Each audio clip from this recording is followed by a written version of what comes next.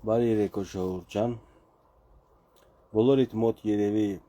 այդ սնկի պատմությունն է տպավորված, ամեն ինչ չափ ու սահման ունի, կատակնել ունի համոհոտ, կատակնել ունի չափսեր, բայց եթե փորձում ես ոչ թե կատակ անել, այլ լուրջ ես ներկայացնում մտածելով տեղ կհասնի քո խոսքը թե չէ, այդ արդեն լավ չէ էլի, կանցնի, չանցնի, կասենք կներեք, ոչ տես չէինք ուզում ասել։ Հիմա չգիտեմ ինչպես այդ ասվածը Սամվել Կարապետյանի կողմից ինձ զարգացումներ ունեցավ, ես այսօր ռադիոյով էի լսում, թե YouTube-ս միացրած ժամանակ չկար այսօր ամբողջ առօր զբաղված էի, մեքենայով գնալուց, այդ բանը լսում եմ,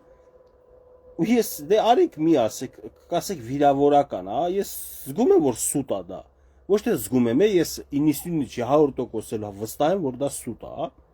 մանավանդ մի տոննա սունկ բերելը սուտ։ Կարա Չինաստան վարչապետը սունկ էլ ուտի, ուրիշ բաներ էլ ուտի, ինչ որ չինական խոհանոցում կա, բայց հետն էլ ասես դուրն ա եկել մի տոննա բերելը լավ, վարչապետ ժամանակ մի տոննա բերեց, միջև վարչապետը այդ մարդը նախաբան ա եղել, պատգամավոր ա եղել, երկար տարիներ սուր հարցադրումներով լրագրող ա եղել եւ թերթ ուներ։ Այդ թերթի մեջ գրառումներ անելուց սունկեր ուտում հետո գրառում անում լավ էլի եթե ասենք Փաշինյանը վդրուկ 18 թվից հետո փոխվել է բնավորությունը խոսքի սրությունը կամ ընդհանրապես իր պահելաձևը իր զրույցները լեքսիկոնը կասենք հա էլի մի տեսակ նմանություն կա վերջը միջև այդքանը ասել միգուցե ինձ կտրած տեքստա հասել միգուցե սկզբից ասել է որ հումոր է կամ վերջում ասել որ այդ զրույցը արել է վերջում ասել է հումոր եմ անում թե ուզեցել է տենակը մարսեն ժողովուրդը այդ բանը ու պարզվեց որ ընդդեից հակահարված ստացավ իմաստը որն է լավ հասկացանք ցիրկի վրա էլ այդքան տարի աշխատել եք դե արեք մի կասկածեք որ ցիրկի մեջ էլ չեք աշխատել ու տենց ուժեղ ցիրկա չեք դարձել քաղաքականություն, բայց պետք է քաղաքական գործի խոսքն էլ ծանրություն ունենա, կշիռ ունենա, մի տեսակ չգիտեմ ինչ է կատարում։ Լավ, վերադառնանք կարևոր թեմաների։ Այսօր ինչպես տեղեկացրել էի Գերմանիայից բանագնաց խումբ էր եկել, անցած տարվա նույն խմբի ղեկավարներ, բայց խմբի անդամները փոխվել էին։ Շատ հետաքրքիր զրույց ունեցանք, ճիշտ է թարգմանչի օգնությամբ, որի համար շատ շնորհակալ եմ թարգմանիչ Նարինեին, ինձանից կրկնակի էներգիա ծախսեց, որովհետև համ ինձ էր թարգմանում, համ գերմանացիներին, ես չգիտեմ գերմաներին։ Չնայած արդեն ժեստերով հասկանում էի զրույցի 20-րդ 30-րդ րոպեից իրար հասկանում էինք, այնքան հեշտ է գերմանացիների հետ խոսալ հասկանալը, ավելի հեշտ է, քան թե իմ սեփական հայրենակիցների հետ, երբ որ լինում է խոսքի իմ խոսքը աղավաղում են։ Ես ասում եմ իմ պետության վարչապետը խոսքս փոխում են ասում իմ վարչապետը։ Ես ասում եմ ըստ հավանականության 64%-ով Փաշինյանը անցնելու համեմատած 21 թվին, ասում է Գևորգը ուզում է որ վարչապետը 64% ձայնով անցնի։ Ասում եմ հեսա դուք ինքներդ եք ժամանակա գալու պուտինապաշտներ սենց մի բան էլի կամ այդ այսօր ում էլ կուրք եք սարքել ժամանակ կգա ձեր կուրքերը կփլուզվի Փաշինյանին կուրք կսարքեք եւ կծնկաչոք կխնդրեք Փաշինյանի արձանը Երևանում կանգնեցնեն ասում եք Գևորգն ուզում է Փաշինյանի արձանը կանգնեցնի փաստորեն իմ հայերը խոսքերը իմ հայերս չեն հասկանում որոշ հայերս բայց գերմանացիները շատ լավ հասկանում են այնքան համով հոտով եւ գեղեցիկ զրույց է ստացվել ես շատ գոհ եմ Հուսով եմ իրանք էլ են գոհ, տենց էլ իրանց պահելաձևից հասկացա որ գոհ են, բախտս էլ բերեց վերջում մեկը ռուսերեն հասկանում, խոսում է, թեթև եւ հասկանում էր, դրսում սպասեց, որ դուրս գամ առանձին հետս կարգին զրուցեցինք ռուսերենով, բայց մինչև այդ ուզում եմ ներկայացնեմ մի քանի կարևոր թեմա կամ մի թեմա, զրուցենք ընթացքում կհիշեմ էլի շատ բաներ Ուրեմն ուզում եմ մեր հարգելի ռսամետ հայրենակիցներին ներկայացնեմ, որ ձեր սիրելի Պուտինին, Ռուսաստանին, Կրեմլին փուրն եմ տվել, գերմանացիների մոտ փուրն եմ տվել, հա, պատկերացրիք ինչպես, ուրեմն գերմանացիներին հետաքրքիր էր ընդհանրապես, ես որպես Արցախից բռնի տեղահանված, ինչպիսի ժամանակաշրջան ա եղել այդ 20 թվի պատերազմը, մի քիչ էլ հետ գնացին ընդհանրապես ուզեցին հասկանալ ինչպես եղավ, ոնց եղավ, շատ կենտրոնացանք նաև շրջափակման օրերին, կենտրոնացան նաև 23 թվի պատերազմի սեպտեմբերի 19-ի օրով եւ ինչպես բացվեց Լաչինի միջանցքը, որ փակ էր։ Այս ամեն ինչին ես ինչպես կա այդպես ներկայացրել եմ եւ ուրեմն տեսեք Ռուսաստանն ինչպես եմ ես փորը տվել։ Ասում է ադրբեջանցի եւ հայ ժողովուրդը իրար հետ մինչև 90-ական պատերազմը նորմալ հարաբերություն ա եղել։ Ասել եմ, այո, ժողովուրդների մեջ եղել է, թե վերևներում հայ եւ ադրբեջանական կոնֆլիկտներ եղել է, դա չգիտեմ, բայց ժողովուրդների մեջ, այսինքն մեր հայերը գնում էին իրանց մոտել տներ կառուցում, աշխատում, Բաքու գիտեք ինչքան հայեր են գնացել փող աշխատել, ավելի հարմար էր Ղարաբաղցիների համար գնային Բաքու աշխատեին, քան թե Երևան, չեմ կարող մանրացնեմ թե ինչն էր պատճառը, թե փողներ են դե շատ, թե ուղակի որ ինքնավար մարզեր Ադրբեջանի կազմը տենց էր հարմար, բայց երևույթն եմ ես լուսաբանել։ Եվ հաստատում եմ այն փաստը, որ եթե ստե Ռուսաստանի տեսեք փուռ տվեցի, ասում եմ, եթե Կրեմլը չօգտագործեր իր ռուս ագենտներին, որոնք գտնվում էին թե Ստեփանակերտում, թե Բաքվում, թե Երևանում, հավանաբար պատերազմն էլ չէր սկսվի, որովհետև ժողովուրդ չի ընտրել պատերազմը։ Պատերազմը ընտրել են, պատերազմը որոշվել է Կրեմլում,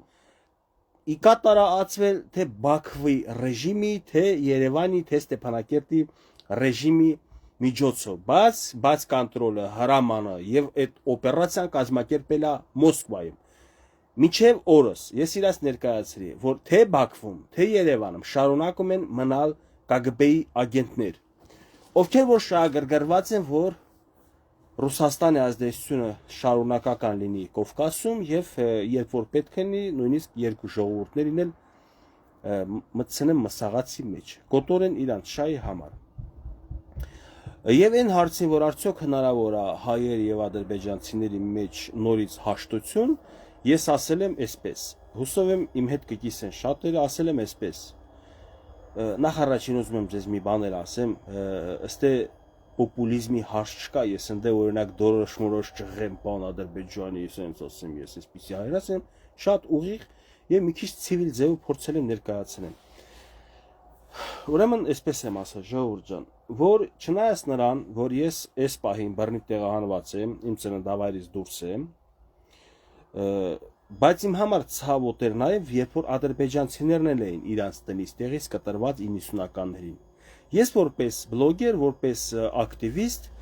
կուզենայի, որ այն ժամանակներն էլ դեռ կուզենայի, տեսեք ինչպեսի դիվանագիտությունը ինչպես ալն, պետքա դու ասես, որ դու միակողմանի չես, դու չես ուզում ինքդ մենակ քո մասին մտածել, էգոիզմ չլինի։ Ասում եմ, ես կուզենայի, որ 90-ական թվականների այն 7 ռայոնի բնակչությունը, որ տեղահանվել է, շուտ վերադառնալ իրաց բնակավայր եւ այդ հարցին խաղաղ լուծում տային։ Բայց քանի որ այդ թվում միջազգային հանրությունը կոնկրետ քայլերի չի անցել, եւ ինչպես նշել եմ, Ռուսաստանն էլ շահագրգռված է եղել, որ այդ հարցը չլուծվի երկար տարիներ, այս մասը բաց մոռացել եմ ասեմ, որ զենք մատակարարի թե հայերին, թե թուրքերին իր զենքը ծախի 30 տարի, 25 տարի, որպեսզի եւս մեկ պատերազմ ստանա ինքը, ու այդքանից հետո մի հատ էլ հələ չէր ուզում։ Պուտինը հիշում եք ինչ էր ասում 20 թվականի պատերազմից հետո։ Ասում է, давайте оставим судьба Карабаха на будущее поколение։ Այսինքն Գևորգի օրինակ հայերի 90-ականին օրինակ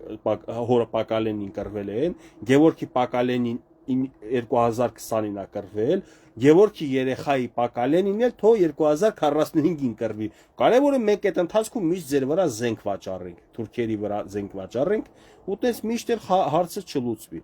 Փաշինյանը հասկանալով, դե այսքանը իրաց բաց չեմ ասել, ես ձեզ եմ ասում, Փաշինյանն էլ հասկանալով, որ նույն խաղը, նույն կարուսելը պատտվում է, պատերազմները չի հանդարտվելու, ինչքան Ռուսաստանը քիթը մտցնի, որոշեց գոնե Հայաստանի անկախությունը, սուվերենությունը փնտրի Եվրոպայի գրկում, որի հիմքերը ունի, իսկ ԿԳԲ-ի ագենտները իր ոտերից էլ ինչքան կախվում են, ինքը փորձում է որ բալանսավորի քաղաքականությունը եւ Ռուսաստանի հետ մերձելնելու եւ Եվրոպայի, բայց Ռուսաստանը խանդով է վերաբերվում։ Այդ մեկը ասել եմ։ Ռուսաստանին այդքանը դուրս չի գալիս։ Անկեղծ ասած, արդեն այդ իմ հարցազրույցից հետո 2 ժամ հետո ես տեսա Զախարովայի երեք ա եղել, թե այսօր ա եղել, տեսա ինչպես Սահարա կարմրել է, ոնց որ մի 20 ստական բանելներ խմած, սամագոնելներ խմած, կամ էլ թթի արախ։ Հա, կարմրա այսպես վատ ազգում խանդով, բանով, որ Հայաստանը Եվրոպայի հետ հարաբերությունների կարգավորում է։ Ու իրանց խոսքի մեջ եւ կա առաջի անգամ չի միշտ էլ կար ուգրոզա, միշտ էլ կար սպառնալիք Հայաստանի եղությամբ։ Հիմա այստեղ մի հատ ընդհատեմ պատմությունս, հարց տամ իմ սիրելի հայրենակիցներին, ովքեր որ ռուսամետ եք, հարգելի հայրենակիցներ։ Եթե Ռուսաստանը մեր դաշնակիցն է եւ ուզում է մեր լավը, որ մենք հարաբերություններ ունենանք Ադրբեջանի, Թուրքիայի հետ, ապա ինչու է, երբ որ արդեն գործնական քայլեր կա, հարաբերությունները ուզում հաստատենք Ադրբեջանի, Թուրքիայի հետ, Ռուսաստանը խանդում է, ես սպառնալիքներ է հնչեցնում։ Այս սիրելի ռուսամետ ուժեր, ես ուզում եմ ձեզ էլ հասկանալ, դուք համարում եք ձեզ ռազմական դաշնակից, թե համարում եք, որ Ռուսաստանը սպառնալիք է մեր համար։ Եթե անկեղծորեն խոստովան եք, որ Ռուսաստանը սպառնալիք է Հայաստանի անվտանգությանը, անկախությանը, ես կասեմ ստոպ ստե, ձեր հետ համաձայն եմ, սպառնալիք է։ Այդ դեպքում ինչու եք ձգտում շարունակել մնալ Իրանից կախված։ Եվ մի բաներ է, որպեսզի զարթնեցնեմ այդ մոլորված ռուսամետ ուժեր, բան, լսեք մի բան էլ հարցնեմ։ Չեք ասում Թուրքիան է ցեղասպանել, դե տենց էլ եղել է։ Չեք ասում վտանգը Ադրբեջանից է, վտանգը Թուրքիայից է, դուք չեք ասում վտանգը Ռուսաստանից է։ Հիմա եթե երկու կողմից է մեր վտանգը, երրորդը արդեն դուք հաշվի չեք առնում ռուսամետ ուժեր։ Չեք ասում երրորդ վտանգը հյուսիսից է եւ ամենագլխավոր վտանգն է հյուսիսից։ Եթե ձեր մտահոգություններն է, որ Եվրոպայա գնում այսօրվա իրավիճակում իշխանությունները ձգտում է Եվրոպայի եւ դրանով հանդերձ համ ձեր խոսքի մեջ ասում եք վտանգը Ռուսաստանից է, համ մեկ ուրիշ ատմոսֆերա է, մեկ ուրիշ հարթության վրա ասում եք մեր վտանգը Թուրքիայից է եւ Ադրբեջանից է։ Հիմա եթե Թուրքիայի եւ Ադրբեջանի հետ հարաբերություններ է կարգավորվում, վտանգը չեզոքանում է, ել ինչի մասին եք մտահոգվում, որ բա չէ որ Թուրքիան է ցեղասպանել հայերին, չէ որ Ադրբեջանն է ցեղասպանել Սումգայիթում, չէ որ Արցախը Ադրբեջանն է գրավել, ռուսը դե կապ չունի ձեր ասածով։ Ռուսը եթե ձեր ասածով կապ չունի եւ վտանգը Ադրբեջանից է եւ վտանգը Թուրքիայից է, ինձ բացատրեք ձեր ասացի տրամաբանությունը։ Ինչի համար եք զառանցում, ինչի համար եք տակություն տալիս։ Նույն Թուրքիայի հետ էլ հարաբերությունը կարգավորում Եվրոպայի միջոցով, Ադրբեջանի հետ էլ հարաբերությունները կարգավորում Եվրոպայի միջոցով։ Ինչի եք զառանցում։ Ինչ նախնդիրը։ Կարող է ուզում եք Ռուսաստանին բերեքստե զուտ Ռուսաստանը որ փայ ունենա, տոկոս ունենա, Թրամփի ուղին Պուտինի ուղի դառնա։ Խոսքի թազա պատերազմ նորից սկսել տա Ադրբեջանի ձեռները պայի ասի խփեք հայեր մի երկու ուդար տանք, հետո Ադրբեջանի ձեռքերը բաց թողի, մեկ էլ Ադրբեջանը հարձակվի Հայաստանից մի երկու կտոր վերցնի։ Ինչի եք ձգտում, մի հատ սառը դատեք, մի հատ էսա քաղաքականություն է, սա ոչ ցիրկ է, սա ոչ էլ, չգիտեմ, ձեր համար երազանքների տետր է, նոթատետր է, հանեք սկսենք երազանքներ գրելը։ Ինչ էր կոչում դպրոցական տարիներին, հուշատետր, չէ՞, որ հուշատետրում սիրած աղջկա մասին բան ես գրում, բանաստեղծություն, փակում ոչ մեկ չի իմանա, մենակ դու իմանաս, գիշերը քնելուց, պարկելուց երազես իրան, թե ինչպես ես գրկում, համբյուրում, ինչպես ես լավ զգում։ Հիմա դուք ձեր երազների մեջ Պուտինին եք համբյուրում, Զախարովային եք համբյուրում, թե Լավրովին։ Ուզում եմ ասեմ, որ իրանք ձեզ չեն կարոտում, ձեզ միայն որպես տարածք են կարոտում, պոլիգոն, զենք ծախելու տոճկա, քո տերիտորիան օգտագործի իր մի ոտը դնիստե, մյուս ոտը շագի Թուրքիայի վրա, Պարսկաստանի վրա եւ այլն, այսինքն բոլոր ժամանակներում մեր կայսրությունները այդ ձև են մտածել, այդ ձև են առաջնորդվել։ Հարգելի հայրենակից, այ մեզ փոքրիկ երկրի բնակիչ, որ այսքան փոքր ենք, որ այսքան քիչ ենք, չեք ուզում Հայաստանը շնչքաշի։ Ինչ է գալի ռուս բերում մեր վրա։ Ռուսը մեր հետ էր, մեր կողքն էր, իբր թե։ Եթե մեր իբր թե էր, եթե իր լինելիության ժամանակ մենք կորցրել ենք Ղարաբաղը, եթե ինքը ձեն չի հանել, երբ որ Ադրբեջանը ճանաչված Հայաստանի տարածքի վրա է հարձակվել, եւ լիքը պահվածք կա, որ դուք չեք կարա հիմնավորեք, որ լավ է արել։ Նույն դուք ռուսամետներդ ասում եք, հա, ճիշտ ես ասում, լավ չի արել։ Ռուսը բաց դե Փաշինյանը аэроպորտում չդիմավորեցա, դրա համար բերեք թազավարչապետ բերենք։ Աերոպորտում կարմիր գոր գա, հեսա պարկեցնելու, Պուտինը դրա որով քայլի կգա եւ Ղարաբաղի հարցը կլուծի։ Հեքիաթը որ գրում եք, որ ստեղծագործում եք ինչ որ մի հատ գեղեցիկ նյութ, գոնե ստեղծագործությունները փորձեք տրամաբանություն հաղորդել։ Առանց տրամաբանության ձեր հեքիաթները չի լսվում, չի ընկալվում։ Այնքան process-ը թեժացավ, որ ձեր ռուսամետ երկրպագած ուժերը, այդ թվում եւ Ռոբերտ Քոչարյանի գլխավորությամբ եւ Սամվել Կարապետյանի ուժը չի խոսում արցախցիների վերադարձի մասին, բայց 21 թվին, 22 թվին ոշում, երբ որ հələ այս process-ները չէր զարգացել, դրանից խոսում էին։ Հետո որ կամաց շատ լրագրողները տուպիկ գցեցին հարցերով, բան տեսան, որ արդեն ձև չկա մանիպուլյացիաներ ժողովրդին, ֆակտ է, որ ամբողջ աշխարհն է պրիզնատ եկել Ղարաբաղի Ադրբեջանի կազմում եւ Հայաստանի որևէ նախագահ, վարչապետ չի կարենալու հետ վերադարձնի Ղարաբաղը առանց միջազգային հանրության ցանկությամբ ու դաբրոյով, այդ թվում եւ Ռուսաստանը, եթե Ռուսաստանը ուժեղանա նորից վերականգնի ուժերը հետ գա տարածաշրջան, վերջամեն դեպքում դա Երևանի ձեռը չի։ Եթե Թուրքիա, եթե Ադրբեջանին տվել են իրավական փաստաթուղթ, իսկ ես տվել են պատմական իրականություն եւ պատմական իրավունքներ, քո իրավունքները դատարանում չի անցնում, որովհետեւ եթե այդ դրամաբանությամբ շարժվենք, ոչ միայն Արցախը, այլ լիքը պատմական տարածքներ կա, որ պետքա միանա Հայաստանի, եթե այդ դրամաբանությամբ շարժվենք։ Բայց քանի որ Արցախի ռեգիոնը թարմ է եւ Արցախը եղել է ինքնավար մարզ Ադրբեջանի կազմում, չպետքա մենք ժողովուրդս կամ արցախցիներս տվյալ պարագայում հուսահատվենք ու մտածենք, որ երբևիցե չի բացվելու Արցախի հարցը։ Կբացվի, երբ որ միջազգային հանրությանը ձեռ կտա։ Մեր գերմանացի եղբայրների քույրերի հետ, չնայած տարիքով էլ չափահաս ավելի տարիքով մարդիկ շատ կային, եւ երիտասարդներ եւ միջին տարիքի, իրանց հետ տենց հետաքրքիր շատ հետաքրքիր զրույց ծավալվեց, իրանց էլ էր հետաքրքիր ընդհանրապես հնարավոր լինել է, էլի Արցախ ժողովրդի երկու պետությունների միջև հարաբերությունները։ Այնուհետև հարցեր տվեցին սոցիալական վիճակից արցախցիների, ինչպես է, ես մեկնաբանեցի այսպես, որ Հայաստանը իր հնարավորությունների չափով ամեն ինչ անում է, որպեսզի լավ լինի, բայց որ ասենք բոլոր խնդիրները լուծվել է, ոչ, կա սոցիալական ծրագրեր, այդ ծրագրերը օգտագործում է, հատուկ խավերի ֆինանսական աջակցությունը կա, բնակարանային ծրագրի համար նախագիծ են ձեռնարկել, բնակարանային ծրագիրը իրագործվել է եւ ոչ բոլորն են դիմում, որպեսզի բնակարան ստանալ։ Խնդիրը մեկնաբանել եմ այսպես, կայանում է նրա մեջ, որ կան արցախցիներ, որ հույսով են, որ ուր որա հետ կգնան, իշխանափոխություն կլինի հետ կգնան, բայց շատերի մոտ ռեալիզմը մի քիչ այդ ձև չի, ինչպես որ օրինակ մեկ ուրիշի, շատ մարդկանց մոտ, այդ թվում իմ, ես համոզվել եմ, որ Արցախի հարցը, ինչպես աղդամցիների հարցը չի լուծվել միջազգային հանրության ձեռքով, այնպես է ստեփանակերտցիների հարցը չի լուծվելու միջազգային հանրության կողմից, մեզ պետքա ուժեղանալ, մեզ պետքա այս պահին տնտեսությունը հզորացնենք, որպեսզի Հայաստանը, երբ որ ուժեղ դիրքերում լինի, այն ժամանակ հաշվի կնստեն։ Բարի երեկո բոլորին, բարի երեկո նոր միացողներին, բավեր առանց պատերազմի կլանեն կողի ծրոտել տան ուրան ազգավը մին տայա նորմալ, ինչ է, որ բավեր առանց պատերազմի կյան կողին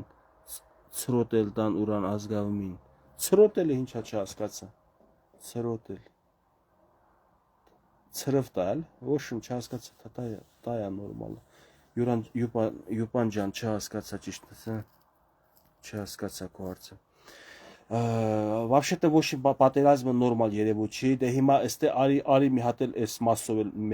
ներկայացնեմ ինչա կատարվում։ Ուրեմն ես շրջափակման ժամանակները ներկայացրի գերմանացիներին այս ձև եւս։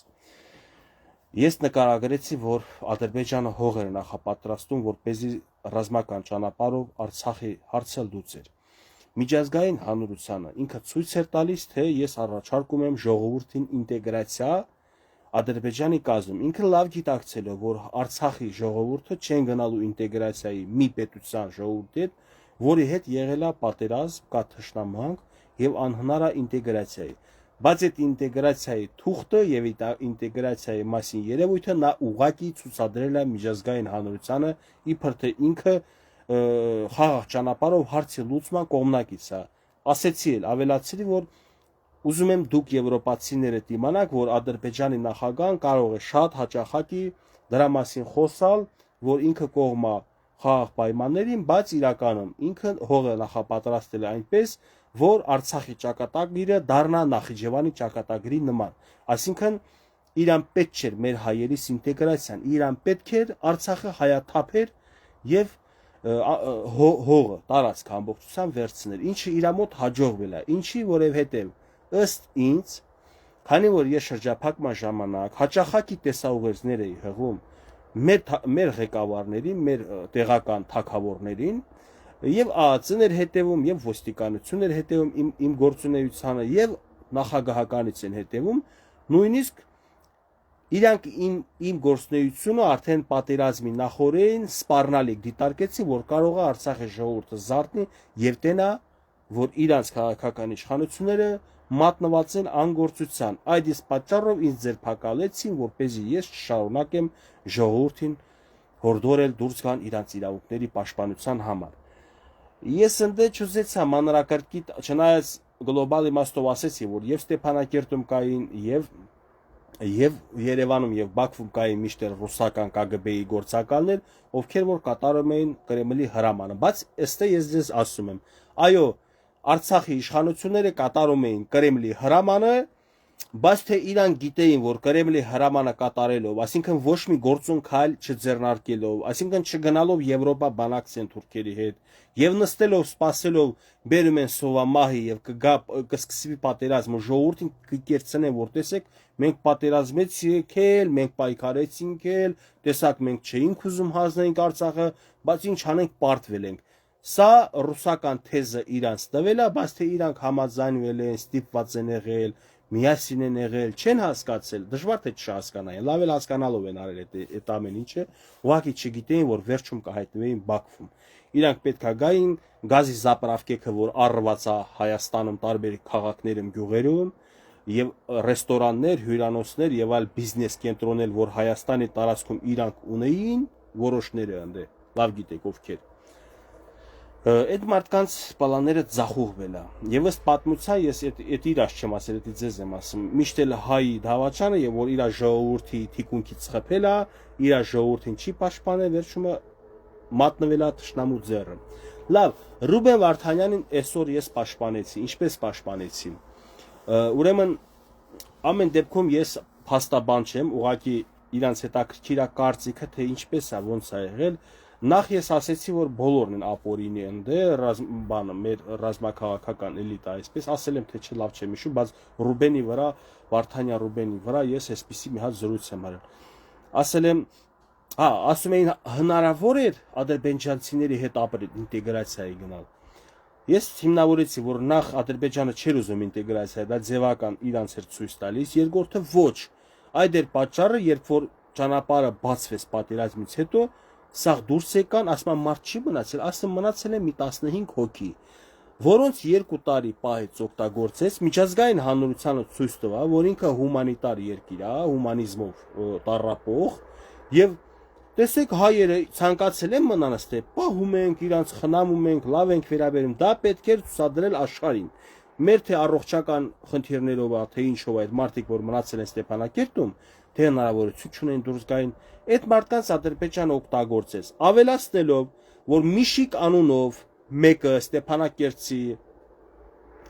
շորերը սիրուն հագցրել են կոստյում, բան տարել դատարան եւ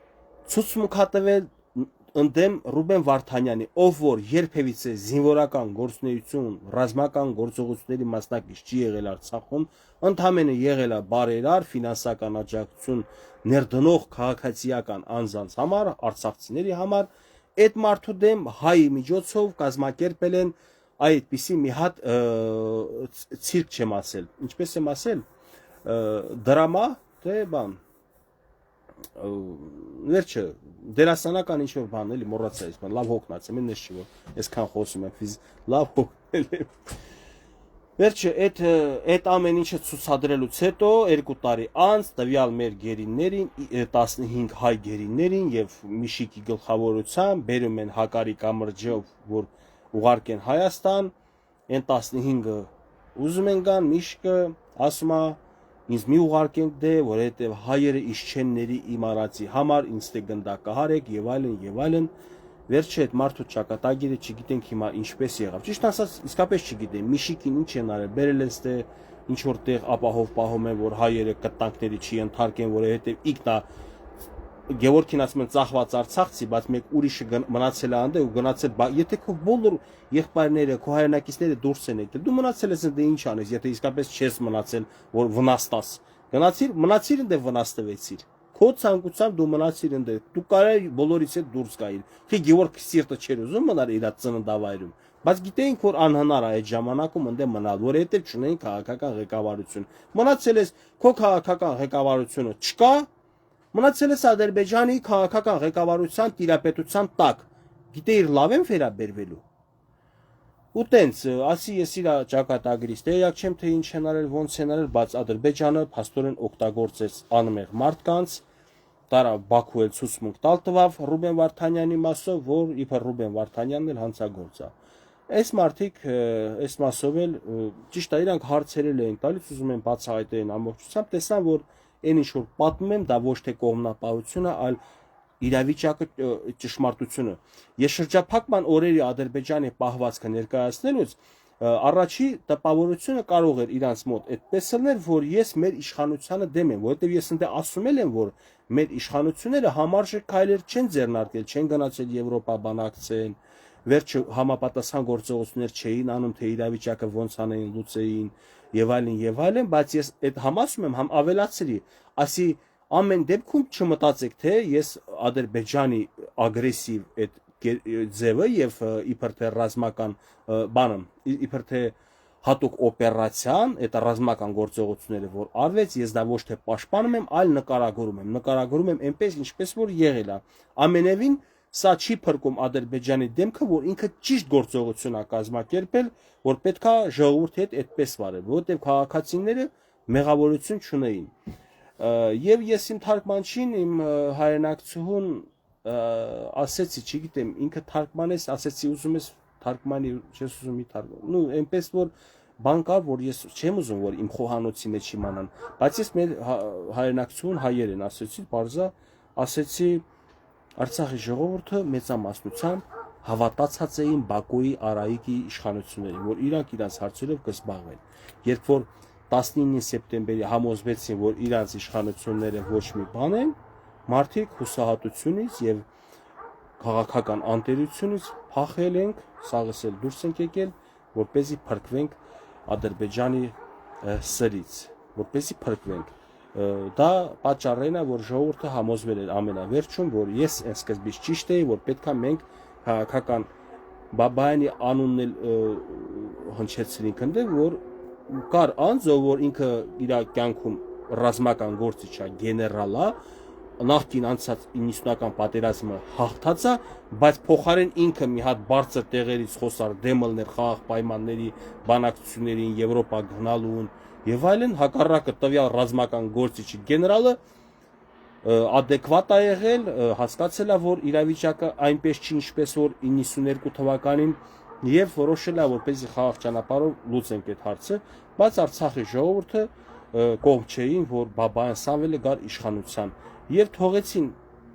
իրանց ճակատագիրը որոշի օրվա իշխանությունները, իսկ օրվա իշխանությունները մատը մատին չխփին։ Եթե խափել եմ, եթե սուտ եմ ասել, դուք ձեր մեկնաբանությունները գրեք, ասեք Գևորգ Արայիկը այսպիսի գործողություններ է կատարել, որպես այդ հարցերը լուծի։ Բայց չեք կարող ասեք տենց բան, որովհետև Գևորգ Արստամյանը, երբ որ Ստեփանակերտում էր, տեսաուղեր ձեր հղում եւ ասում էր Արայիկ Հարությունյանը, երբ որ Facebook-ը էսա հիշեցնի մի օր, չգիտեմ, այս ամիսներն է մայիս, հունիս,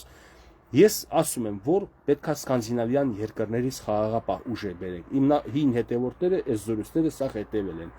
Թե TikTok-յան լայվերի ժամանակ, թե կարճ տեսանյութերս տեսել են եւ գիտեն, որ ես առաջարկել եմ, որ Ռուսաստանը մեր հետ մեր հարցերը չի լուծի, դե պետքա սկանդինավյան երկրների խաղաղապահներ բերած կամ գերմանական, ֆրանսիական, մեկ այլ եվրոպական պետության երկրի խաղաղապահներ բերած եւ այդ հարցերը լուծեն, քանի որ իսկապես ինտեգրացիայի հարցը անհնար է։ Հիմա ընկերներ ջան, Եսա կասե Գևորգ, դե տեսնում ես դու էլ ես ասում, որ ինտեգրացիան անհնար է։ Ես չէի ասում մենք պետքա ինտեգրվենք Ադրբեջանի կազմում։ Ես ասում եմ մենք պետքա գնայինք Բաքու, Սոֆիա։ Ադրբեջանը Իրանն է ասում պետքա դուք ինտեգրվենք։ Դուք էլ պետքա եվրոպացիների դեմը ասեք, որ մենք չենք կարա ինտեգրվենք այսինչ պատճառները, որ մեր մեջ կա թշնամանք, որ մեր մեջ եղել է այսքան պատերազմներ եւ չի կարա այս սերունդը գնա ինտեգրացիա։ Բերենք խաղաղապահներ բերենք տեղակայենք երկու ժողովուրդների արանքում կհասունանա պահը ինտեգրացիայի կինտեգրվենք չի հասունանա մեկ ուրիշ տարբերակ կմտածենք առայժմ պետք է մեր ընդեմ մնալը ապրելը բայց սա պետք է դու գնաս Եվրոպա ասես Ստեփանակերտ նստես ասես չէ ոչ մի տեղ էլ չեմ գնում դա ճիշտ ձև չէ ընկերներ ջան եկեք համաձայնենք դրա մեջ Այս ինչ ձեզ պատմեցի, սա երևի 35%-ն չէր լինի իմ տեղի ունեցած զրույցի, որը ժամ ու կեսից ավել էր, արդեն իմ մոտ ճնշման զգացի տատանումները սկսեց, ես խնդրեցի, որ եզրափակենք, բայց եզրափակիչ փուլն էլ ամբողջովին կարողացանք ամփոփել եւ կլորացնել զրույցը ու իրանք եղան բավարարված։ Այսքանը ինչ ասեմ ժողովուրդ ջան, ես որպես Հայաստանի հայ, ես որպես Արցախից բռնի տեղանված հայ, որպես ակտիվ կամ չգիտեմ բլոգեր, այդ մարդիկ ինձանից իրանց ասելով ստացան բավականություն, հաճելի էր եւ պայմանավորվեցինք, որ ելի հանդիպումը լինի մյուս տարի, պատրաստ եմ նորից մասնակցել։ Եթե ինչ-որ բան կուզենայիք դուք ավելացնեիք, խնդրեմ գրեք մարդես, կարող է եւ ես ասածը լինեմ, մոռացած լինեմ ձեզ պատմեմ, կամ էլ հաջորդ տարի հանդիպելուց կասեմ դրա մասին։ Սոցիալական ծրագրերի մասում ինչևէ ասի, թե ոչ, ասեցի, որ Հայաստանի Հանրապետությունը բնակարանային հարցեր ալուծում, բայց ընտրել է ստանդարտ լուծում, որ դու կապ չունի 4 հարկանի տուն ունեիր, այսինքն չի փոխհատուցում քո կորցրած ունեցվածքը, այլ քեզ տալիս է բնակարան ըստ շնչի եւ քառակուսի մետրի եւ ամեն շնչին որոշակի միլիոն դրամ, 3-ից 5 միլիոն դրամ, այսինքն մեկ շնչին 9 քառակուսի մետր է պետությունը տալիս, ով որ ընդ 2 հարկանի, 4 հարկանի տուններ դա կապ չունի, տալիս է քեզ 7 հոգի ենք մենք տանը, մեզ հասնում է 63 քառակուսի մետրից ոչ թե մինուս 63 եւ պլյուս քառակուսի մետր, որ դու տուն ընտրես Հայաստանի յուրաքանչյուր տարածքում։ Երևի այդքանը ժողովուրդ ջան, լավ հոգնած եմ մնացածի մասին, եթե կհիշեմ հաջորդ եթերների ընթացքում կարևոր հատվածներ, նորից կկիսվեմ ձեր հետ, եթե չէ, մեկնաբանություններում գրեք, ես կկարդամ, կարձագանքեմ լայքերով։ Հաջողություն, բարի գիշեր բոլորիդ։